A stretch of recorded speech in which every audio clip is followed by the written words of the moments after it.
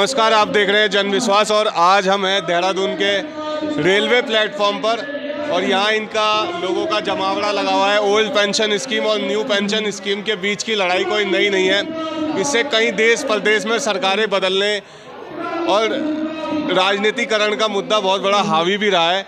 हमने देखा कि हाल ही में हुए चुनावों में कांग्रेस की जीत के पीछे भी हिमाचल में कहीं ना कहीं ओल्ड पेंशन स्कीम बहुत बड़ा मुद्दा रहा है। आइए जानते हैं यहाँ के लोगों से कि यहाँ आज ओल्ड पेंशन स्कीम के लिए जो बैठे हैं कितने दिन का धरना है, क्या चल रहा है, इन्हीं से जानते हैं। भाई साहब नमस्कार।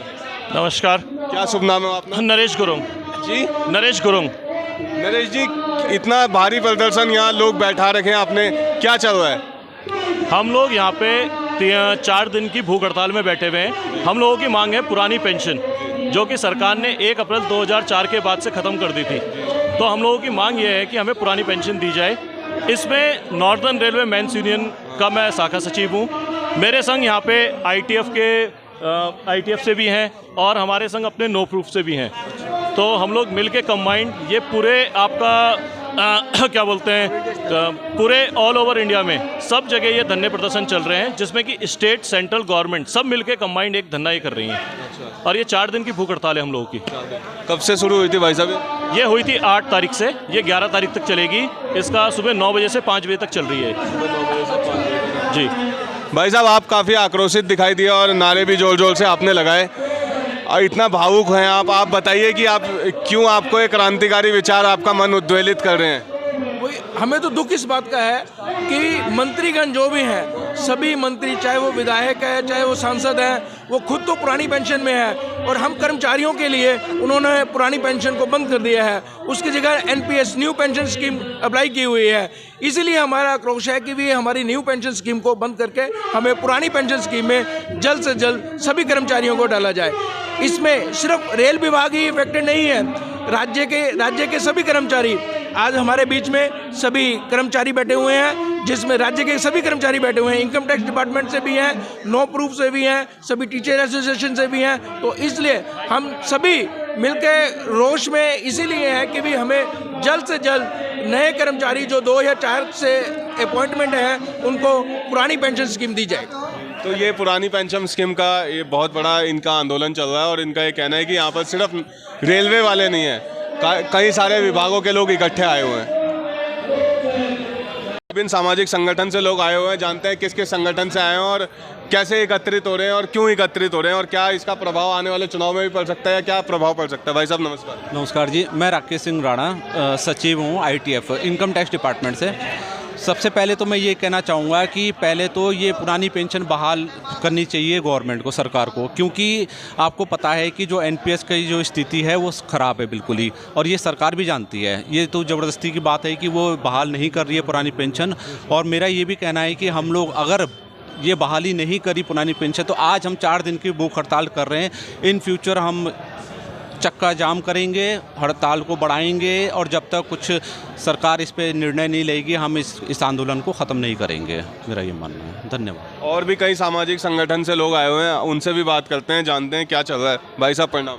प्रणाम। ये सामाजिक संगठन नहीं, ये कार्मिक संगठन है और देश के 85 लाख एनपीएस कार्मिकों की जो मांग है बुढ़ापे का सहारा पुरानी पेंशन, तो पुरानी पेंशन बहाली के लिए 35 संगठनों, देश के 35 कार्मिक संगठनों ने लगातार देश की सड़कों पे, लगातार दिल्ली रामलीला मैदान पे, लगातार जंतर मंतर पे, अलग अलग जगह हर दिन हर रोज़ पुरानी पेंशन बहाली की आवाज़ को बुलंद कर रहे हैं। इसी क्रम में अभी ये 3रा दिन है आज भूख हड़ताल का।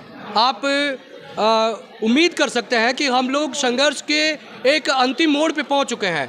आप समझ सकते हैं कि 2024 का चुनाव सामने है और कर्मचारियों की सबसे बड़ी मांग पुरानी पेंशन बहाली की जो मांग है वो हम सबके लिए एक बुढ़ापे का एक इशारा है। तो मैं समझता हूं कि आपके माध्यम से हमारी केंद्र सरकार को, माननीय मोदी जी को, हमारी पीड़ा को समझना चाहिए, हमारे दर्द को समझना चाहिए। और आप समझ सकते हैं कि इतनी कड़कड़ाती ठंड में आप उत्तर प्रदेश में, बिहार में, आप कश्मीर से लेकर कन्याकुमारी तक लगातार सभी जगह इस तरह से भूख हड़ताल पे हमारे कर्मचारी बैठे हैं और इस अति कड़ाके की ठंड में हमारे कर्मचारियों का दुख और दर्द समझना चाहिए और ज़रूर मोदी जी को इस बात को समझना चाहिए। और दूसरी बात मैं ये कहना चाहता हूँ कि 3 राज्यों का चुनाव परिणाम को लेकर मोदी जी को इतना उत्साही नहीं होना चाहिए कि हम 2024 में सेफ हैं।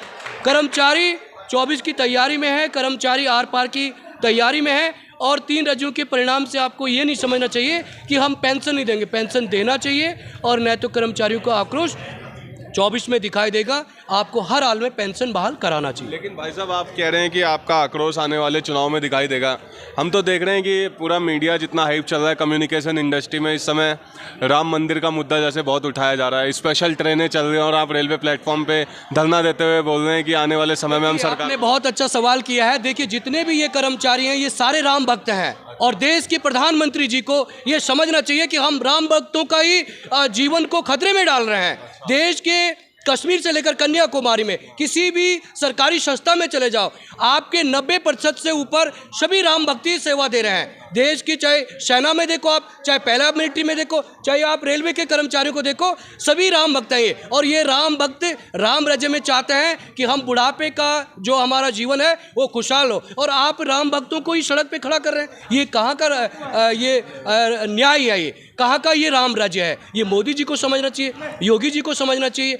आपको छल कपट नहीं करना चाहिए कि आप राम भक्त के, राम मंदिर के नाम पे आप राम भक्तों को ही प्रताड़ित करें और उनका जो बुढ़ापे का सहारा है उसी को आप अलग करें। तो ये राम भक्त भी मिले, अपने अपने संगठनों और अपने अपने विभिन्न संस्थाओं से जुड़े हुए लोग भी मिले।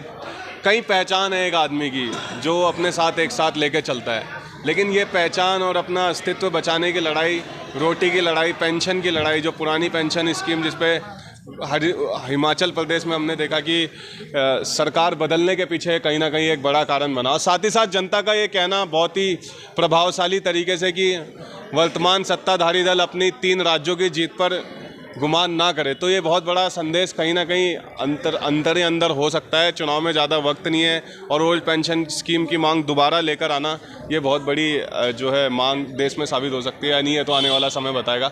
बहरहाल आप देखते रहिए जनविश्वास। धन्यवाद।